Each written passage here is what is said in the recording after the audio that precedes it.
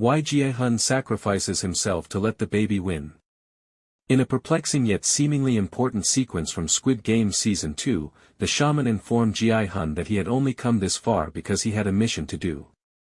When discussing Gi-hun's goal, she even glanced at Jun-hee, implying that she would be included in the conclusion of his story. For the most part of the series, Seon-nyeo, the shaman, appeared to be insane. But her prediction that Gi-hun would have to carry out the prophecy came true when he risked his life to save Jun-hee's baby. Gi-hun was in danger of becoming as heartless as the front man in the early going of Season 3. He even came dangerously close to immorality when he killed Dae-ho in the game of hide-and-seek. But, in contrast to the front man, Gi-hun managed to hold on to what little compassion he still had by not killing the other players when the front man gave him the opportunity.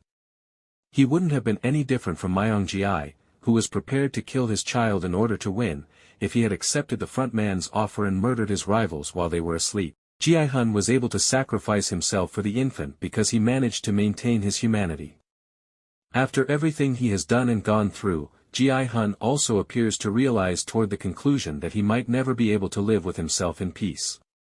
But the infant might at last end the violent cycles the games fueled and grow up in a much better environment than the one Gi-hun inhabited.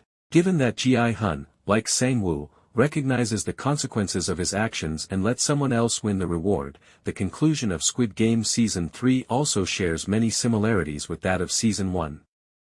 We are not horses. We are humans. Humans are. Horses have served as powerful metaphors for the participants in the games that bear the same name since the beginning of Squid Game. Gi-hun makes a significant wager on a horse race during the first arc of the show in the hopes of winning large and permanently resolving his financial issues. When the VIPs wager on him and the other competitors as he attempts to win a race for their amusement, he quickly loses his status as a horse. You wager on horses. We wager on people, but it's the same here. In Season 1, the front man reminds Gi-hun that he and others like him are merely objects of amusement for the wealthy. You're our horses, he adds.